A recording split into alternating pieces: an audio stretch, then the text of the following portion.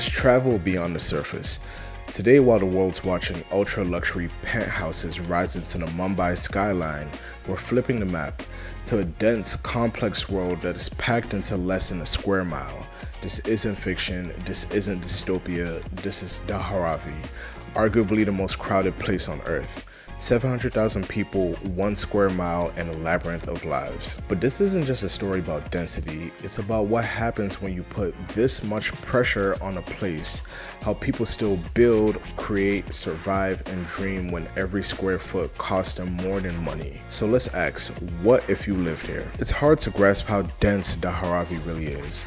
It's not just metaphor, it's spatial, it's visual, it's tactile. Imagine this, the population density of New York is about 27,000 people per square mile. Dharavi, nearly 700,000 people in less than that 1 square mile. That's over 700,000 people per square mile, a living, breathing compression chamber of humanity.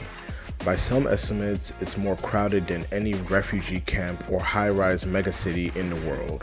But this isn't just vertical, it's horizontal chaos layered over time like a sentiment of survival. Tin roofs patched with plastic, lanes so narrow that you have to turn sideways to pass someone, and inside each room, maybe the size of your walk-in closet, lives an entire family. Dharavi began to take form in the late 19th century when the British colonial government relocated tanners and other working-class communities to the outskirts of Mumbai.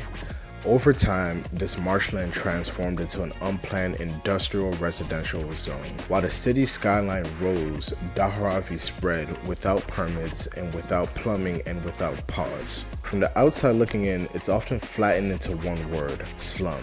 But to flatten Dharavi into a headline is to miss its most defining trait. It's a machine of informal genius. Despite the crushing density and lack of infrastructure, Dharavi generates nearly $1 billion in US economic activity each year. That's right, $1 billion ecosystem, mostly cash, mostly off the books, powered by scrap, sweat, and small-scale production. Leatherwork, pottery, textiles, and recycling. Dharavi is where your broken electronics might find new life, or your luxury handbag might quietly begin its journey. It's also home to an elaborate cottage industry of food production. Samosas are fried in bulk, papadums dried on rooftops, plastic is melted, sorted, reformed, and repurposed. Nothing goes to waste. Everyone has a hustle and everyone has to. But living here, it rewires your senses. Every step is a negotiation, with heat, with space, and with people. There are homes in Dharavi that host 5, 6, 7, 8 people in a 10 by 10 foot room. Kitchens become bedrooms, staircases double as closets, privacy is abstract, sanitation is communal, and the line between public and private is nearly non-existent. You want water? Shared taps are only available for a few hours a day. You want a toilet? One often per several hundred people. You want to use a bathroom? There's often one per several hundred people. And yet, despite it all, Dharavi pulses with pride. There are music schools, dance classes, cricket matches squeezed into alleyways. Murals are painted onto crumbling walls, and children in crisp school uniforms threading their way through chaos determined. Because in Dharavi you don't just live, you maneuver, you adapt, and you shapeshift. Living in Dharavi wouldn't just be an economic adjustment, it would be a sensory one, a spiritual one. Let's walk through it. The mornings start early. The sun isn't your alarm clock, your neighbors are. Someone's sweeping outside. Someone's boiling chai. Someone's already cutting metal scraps for a recycling gig. There's no concept of quiet mornings here. Every hour is claimed. You slip on your sandals and duck outside into the tight lanes, and there's no sidewalk or fence. Just paths carved by football and familiarity. If you're lucky, your home gets light through a gap in the ceiling, or a borrowed bulb from a nearby line. Breakfast is likely something quick, leftover chapati or street-side idli and chutney wrapped in yesterday's newspaper. If your family runs a business, then maybe you're already rolling leather or preparing dye for saris. If you're a child, you're likely navigating your way to school through 1,000 smells. Fried dough, damp concrete, soap, sewage, or incense. And here's the catch, it's not necessarily a sad place, it's vivid and it's electric. You probably laugh more than you will cry, and that's because humor is survival. You probably start seeing your favorite chai wala as family. You know exactly who has the fastest Wi-Fi, which houses are safe shortcuts, and where to buy the freshest turmeric. but it will wear on you, and that's because space becomes a currency. Your body is always aware of itself. You're constantly adjusting how loud you speak, how far you step, and how long you can rest. There's a mental load in simply existing that outsiders rarely appreciate. When every errand involves strategy, when bathing means coordinating time at the communal tank, when heat turns your one room into a furnace by noon, when monsoons flood alleys and sewage backs into doorways. And yet for many residents, it's not a nightmare, it's home. Not a temporary setback, but a permanent setting.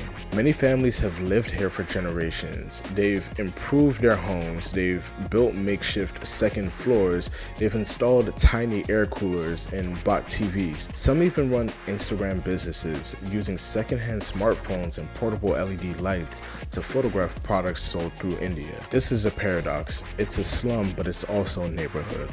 A slum, but also a startup hub.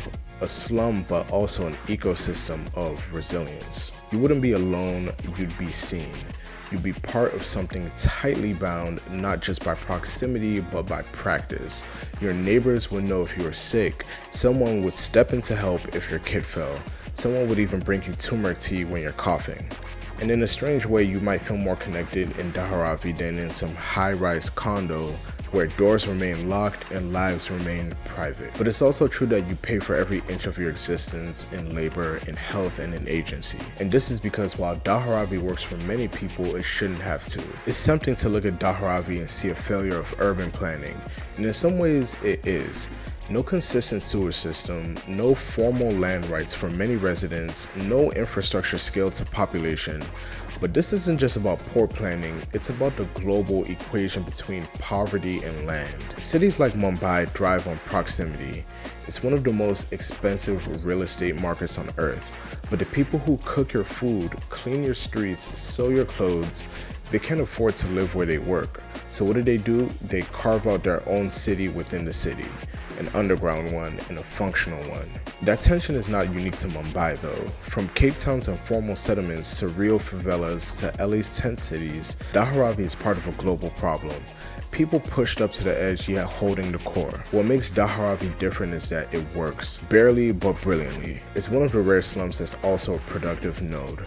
Not just a shelter, but a last resort, an economic engine basically. Still, it should not be romanticized because crowding comes at a cost. During COVID-19, Dharavi was expected to become a disaster zone. The logic was simple. How do you socially distance in a room with 8 people? But what happened shocked public health experts. Dharavi flattened this curve faster than most places in India. They deployed aggressive contact tracing.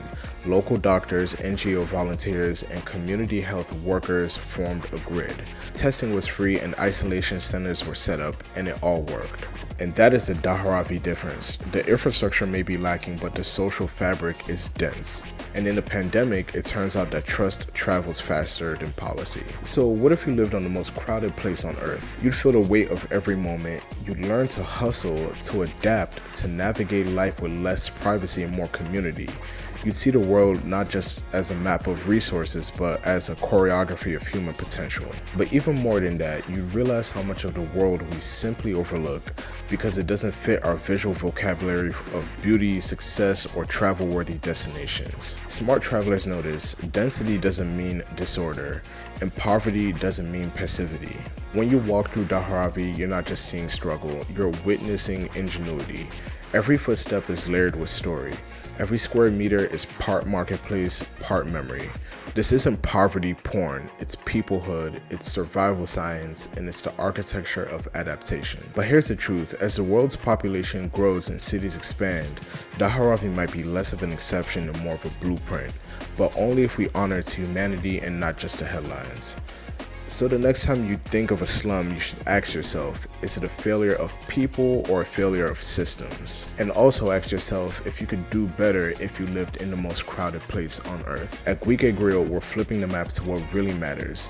But to keep bringing you smart and safe travel stories from the front line and not just behind the desk, we need your full support. Every dollar helps fund the journey, the camera, the stories, and the safety guides that make travel better for all of us. If you believe in smarter travel, deeper storytelling, and crystal clear visuals, consider supporting GUIKE GRIOT on Buy Me a Coffee or Patreon to keep the content going and the stories flowing.